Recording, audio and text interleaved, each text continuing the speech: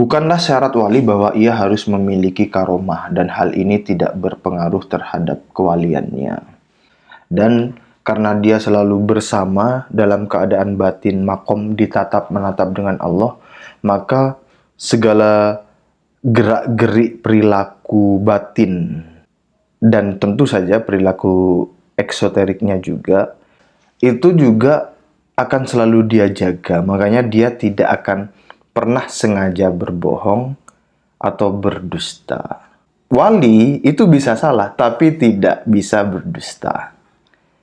Maka dengan demikian, kalau ada orang seolah-olah wali, padahal orang itu terhijab dari Allah Subhanahu wa Ta'ala. Kalau orang tidak terhijab dari Allah itu pasti akan menjaga etika. Pasti menjaga etika. Karena selalu dalam keadaan ditatap menatap dengan Allah. Syekh Is mengatakan, ketahuilah iklam bahwa karomah teragung, ini karomah teragung ya. Karomah teragung bagi para wali adalah secara ringkas saya mengatakan wali itu adalah orang yang istiqomah atau berada di jalan etika. Yang landasannya adalah ditatap, menatap, diketahui, mengetahui Allah Subhanahu wa Ta'ala. Saya mau membacakan tulisan dari Kiai Haji Imaduddin Utsman Al-Bantani yang judulnya adalah Ronsen Kuburan, Wali atau Dukun. Kalau di judul ini tidak ada tanda tanyanya, tapi di versi website yang lain, di kolama.com kalau tidak salah itu ada tanda tanyanya. Tulisan ini dipublish tanggal 13 Oktober 2023, 2 hari yang lalu, dan mungkin sebagian dari teman-teman sudah menonton video ulasannya dari channel yang lain. Berdusta, bermimpi sesuatu, padahal ia tidak bermimpi sesuatu itu, lebih besar dosanya daripada berdusta biasa. Karena ketika ia berdusta tentang mimpi, maka ia berdusta kepada Allah Subhanahu wa Ta'ala, karena mimpi merupakan bagian dari nubuwah. Jadi relasi atau korelasi antara berdusta, bermimpi sesuatu padahal tidak, dengan bagian dari nubuwah. Jadi itu dihubungkan antara dusta tentang mimpi dengan nubuwah. Kenapa? Karena mimpi merupakan bagian dari nubuwah. Artinya orang-orang yang berdusta, bermimpi sesuatu padahal tidak, itu dia sedang merusak bagian dari nubuwah atau sedang ingin terkesan memiliki bagian dari nubuwah. Begitu pula jika seseorang mengatakan bahwa ia dapat melihat sesuatu yang tidak dapat dilihat orang lain padahal ia tidak melihat apapun, maka yang demikian itu merupakan kedustaan yang paling besar di sisi Allah Subhanahu wa Ta'ala. Kiai Imaduddin kemudian mengutip hadis riwayat Bukhari, sesungguhnya kedustaan yang paling dusta adalah ia mengesankan bahwa kedua matanya melihat sesuatu dalam kurung yang sebenarnya tidak ia lihat. Banyak dukun yang mengaku dapat meronsen sebuah kuburan leluhurnya yang telah dimakamkan ratusan tahun yang lalu. Diksi atau frase ronsen makam ini dijadikan surah wal istifadah oleh salah satu Habib, kalau tidak salah ya, Al-Muhdor atau siapa itu ya, saya lupa itu. Yang menyinggung frase itu dari oknum Habib sendiri. Dan itu ya bagus juga ronsen makam.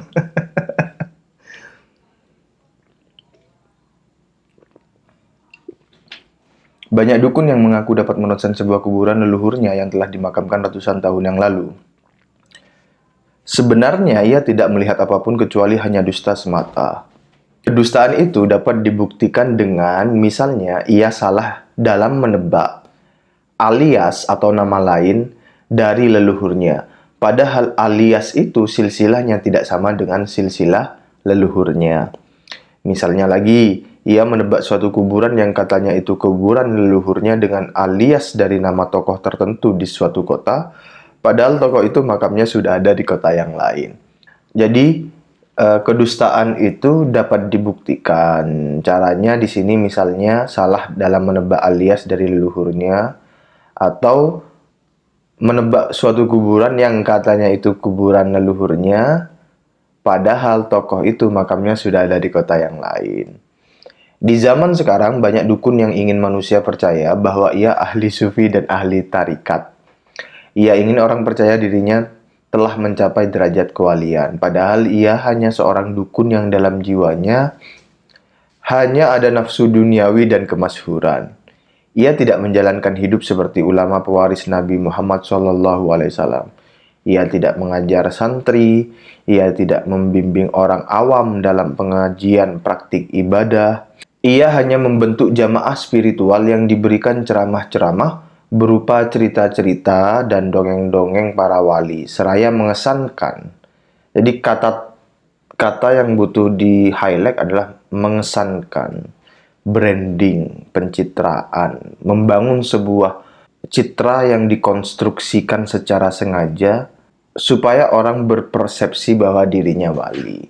Biasanya ia menjaga sikap wibawa dengan penampilan yang membuat kesan khusus kepada jamaah. Tidak layaknya seperti para kiai yang bersikap apa adanya dan egaliter.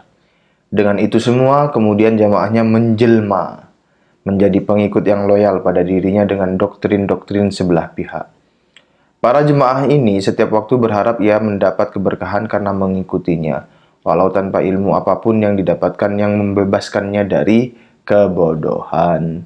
Jadi itu juga bisa dicek sih, ikut jamaah tertentu itu kita itu makin pintar apa tidak, makin terbebas dari kebodohan atau tidak, makin cerdas atau tidak. Tidak hanya sampai di situ, ia menceritakan hal-hal gaib pada pengikut setianya tentang keramat-keramatnya agar ditulis dan disebarkan kepada jamaah. Cerita-cerita dusta sang dukun itu pun kemudian dikemas menjadi konten di media sosial. Akhirnya, kisah-kisah itu bukan hanya dikonsumsi jamaahnya, tetapi juga masyarakat secara luas. Semakin hari jamaahnya semakin banyak, dan orang bodoh akan mengatakan, aksentuasinya ya, dan orang bodoh akan mengatakan, bukti bahwa ia seorang wali adalah jamaahnya yang begitu banyak dalam setiap majelisnya. Ini juga di kolom-kolom komentar itu banyak dari budak-budak imigran Yaman itu yang mengatakan begitu, senada itu. Lihat, banyak yang hadir. Padahal untuk yang demikian itu sebuah grup musik pun dapat melakukannya. Apakah grup slang itu anggotanya adalah para wali kekasih Allah? Hanya karena setiap mereka pentas, penonton dan muhibbinnya ribuan. Oh, ada konser Blackpink ya banyak. Konser Queen yang klasik itu banyak itu, jutaan yang nonton. Lihat kaum Yahudi, bagaimana mereka menghormati pendeta mereka. Apakah dengan itu berarti pendeta Yahudi itu diridhoi Allah Subhanahu wa Ta'ala? Tidak, saudara. Di sini kayak Imad itu ngajakin guyon sedikit lah. Tidak, saudara. Itu hanya gula-gula dunia. Yang tahu wali itu hanya Allah Subhanahu wa Ta'ala. Orang lain menyebut wali itu hanya husnuzon saja, atau malah kesalahan semata. Hakikatnya bisa jadi malah ia adalah musuh Allah Subhanahu wa Ta'ala. Apalagi jika tirai kedustaannya telah tersibak nyata. Ada ciri-ciri kewalian yang diberitakan Al-Quran dan bisa dirasakan oleh seseorang. Dan itu yang tahu hanya dia dan Allah. Sekali lagi, itu yang tahu hanya dia dan Allah. Saya membaca kalimat ini jadi ingat percakapan saya dengan abah guru saya. Saya itu ditanya, Ki, jawab ini. Kebenaran sejati yang tahu siapa dengan siapa. Dalam suka dan duka, dalam manis dan getir, ia pasrahkan segalanya kepada Allah. Ia memohon petunjuk kepadanya, sehingga hatinya tidak akan mudah terpengaruh kamuflase Dajjal dan pasukannya dalam menipu umat manusia. Jadi Dajjal itu mengkamuflase atau melakukan kamuflase untuk menipu umat manusia. Yang haram dikamuflase menjadi halal, yang halal dikamuflase menjadi haram. Yang hak dikamuflase dijadikan batil, yang batil dikamuflase menjadi hak. Surga dikamuflase menjadi neraka, neraka dikamuflase menjadi surga. Dan orang-orang tidak berilmu banyak yang tertipu kamuflase itu. Makanya kita harus memiliki pandangan yang tajam. Mana materi, mana substansi, mana forma, mana value, nilai, hakikat. Kebaikan palsu yang diiklankan Dajjal akan mudah kau tolak. Jadi kebaikan itu ada yang palsu. Hanya sebagai smoke screen. Nah, yang belum menonton video tentang smoke screen bisa tonton video yang saya bikin berjudul smoke screen. Kebaikan palsu yang diiklankan. Nah, diiklankan Dajjal akan mudah kau tolak. Kebenaran yang hakiki, walau tersembunyi dalam celah yang curam, sulit ditemui orang lain. Ketika engkau mendapatinya, engkau akan langsung mengenali tanpa ragu bahwa itulah kebenaran hakiki. Kebenaran yang hakiki itu datang dari Tuhanmu. Maka janganlah engkau termasuk orang-orang yang ragu. Penulis Kiai Haji Imaduddin Usman Al-Bantani, editor Didin Syahbudin. Akhirnya bahas tentang dukun dan wali. Itu kan yang saya pertanyakan itu, yang kemudian jadi rame itu. Emang apa buktinya seseorang itu wali? Kok dikit-dikit wali, dikit-dikit wali? Bagaimana membuktikannya? Dan itu pertanyaan kepada para santri, pada ulama, pada gus, pada ustadz, pada kiai. Dalam kesempatan ini saya mau menambahkan sedikit saja secara cepat dari literatur ini. Transliterasinya ke Indonesia judulnya Rahasia Makrifat. Ini Syekh Izzuddin bin Abdussalam. Kalau kitab kuningnya bisa teman-teman cari judulnya, singkat saja ya, Hal al-Rumus wa Mafatih al-Kunuz, karya Sultanul Ulama Imam Al-Izz bin Abdussalam, wafat 660 Hijriah, ditahqiq oleh Muhammad bin Abdurrahman dari lembaga Maktab Ar-Raudah Asy-Syarifah li Al-Badz Al-Ilmi, terbitan Al-Jazirah 2020 Masehi. Nah, saya mau menambahkan ini di halaman 290, saya baca aja ya. Beberapa poin dari sini. Bukanlah syarat wali bahwa ia harus memiliki karomah, dan hal ini tidak berpengaruh terhadap kewaliannya. Jadi wali itu tidak harus sakti, dan ketidaksaktian itu tidak berpengaruh terhadap kewaliannya. Kemudian poin berikutnya adalah, adapun wali tidaklah memerlukan hal itu dan tidak peduli apakah orang-orang membenarkan atau mendustakannya. Berbeda dengan Nabi, dia dianugerahi mukjizat supaya orang membenarkan. Nah, kalau wali itu tidak membutuhkan hal-hal supranatural seperti itu, dan tidak peduli dia dianugerahi itu atau tidak, karena dia tidak mengemban tugas supaya orang membenarkan atau mendustakan apa yang dia bawa, atau apa yang dia miliki, atau apa yang dia ucapkan. Di antara syarat wali, meskipun ia tahu bahwa dirinya wali, adalah selalu bersama dan tidak pernah berpisah dengan rasa takut kepada Allah, serta tidak cenderung kepada karomah dan tidak mengindahkan karomah. Hatinya tidak tinggal bersama karomah karena takut bahwa itu merupakan istidraj. Jadi dalam seluruh ahwalnya, wali selalu takut dan berharap. Ahwal itu mudahnya adalah keadaan batin, situasi batin yang keberadaannya itu asidental, berbeda dengan makom yang permanen. Jadi wali yang benar-benar wali itu, yang hakikatnya wali, malah dia tidak mencari karomah dan tidak peduli dia punya karomah atau tidak. Dan karena dia selalu bersama dalam keadaan batin makom, menatap dengan Allah, maka segala gerak-gerik perilaku batin dan tentu saja perilaku eksoteriknya juga, eksoterik itu fisik, perilaku yang nampak, itu juga akan selalu dia jaga. Makanya dia tidak akan pernah sengaja berbohong atau berdusta. Wali itu bisa salah, tapi tidak bisa berdusta. Maka dengan demikian, kalau ada orang yang secara etika batin itu dia berdusta, ketahuan sengaja berdusta, maka sudah pasti dia pendusta dan bukan wali. Cuma dikesankan wali atau di branding sebagai wali, atau dibungkus, dikemas seolah-olah wali. Padahal orang itu terhijab dari Allah Subhanahu wa Ta'ala. Kalau orang tidak terhijab dari Allah itu pasti akan menjaga etika. Pasti menjaga etika. Karena selalu dalam keadaan ditatap menatap dengan Allah.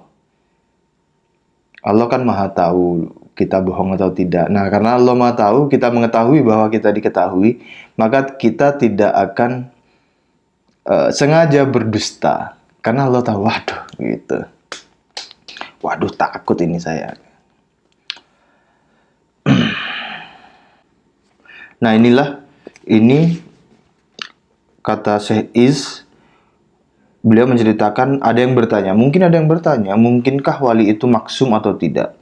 Kami katakan, Syekh Is mengatakan, wali tidaklah harus maksum, karena kemaksuman itu untuk para nabi. Adapun para wali, mereka mungkin saja melakukan kesalahan dan kekeliruan. Memang mungkin seorang wali terjaga secara terus-menerus dari dosa, namun tidak menutup kemungkinan bahwa wali melakukan kesalahan. Makanya wali itu bisa saja salah dan bisa saja keliru, tetapi pasti tidak disengaja.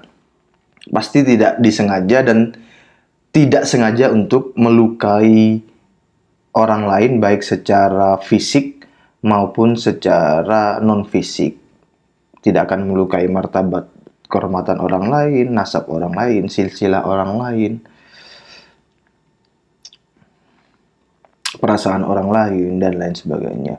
Nah, poin yang terakhir di sini yang mau saya kutip adalah Syekh Is mengatakan, ketahuilah iklam bahwa karomah teragung, ini karomah teragung ya. Karomah teragung bagi para wali adalah taufik untuk taat serta perlindungan dari maksiat dan pelanggaran. Itulah karomah teragung, bukan sakti-saktian. Kalau sakti-saktian maka itu apa bedanya dengan penyihir-penyihir yang melawan Nabi Musa? Itu sakti juga. Bukan juga terkenal-terkenalan, karena Cristiano Ronaldo dan Lionel Messi itu lebih masyhur. Ya kan, lebih masyhur daripada kita semua. Apakah mereka wali? Ya enggak juga tuh. Juga bukan tentang kaya-kayaan atau miskin-miskinan. Kalau kaya berarti Bill Gates dong. Bill Gates dan siapa namanya, pemilik tas mahal itu loh, perusahaan tas mahal LVMH, itu berarti wali lah ya? Enggak juga tuh. Juga tidak tentang miskin-miskinan harta ya. Kalau orang miskin adalah pasti wali ya, berarti orang miskin-miskin itu wali. Ya enggak begitu. Makanya secara ringkas saya mengatakan wali itu adalah orang yang istiqomah menjaga atau berada di jalan etika yang landasannya adalah ditatap menatap, diketahui mengetahui Allah Subhanahu wa Ta'ala. Nah, ini bukan pengajian. Saya ngomong gini bukan berarti saya Gus, Kiai, atau dari lingkungan pesantren. Ya enggak. Sedikit dari saya tambahan itu. Mudah-mudahan bermanfaat. Assalamualaikum warahmatullahi wabarakatuh.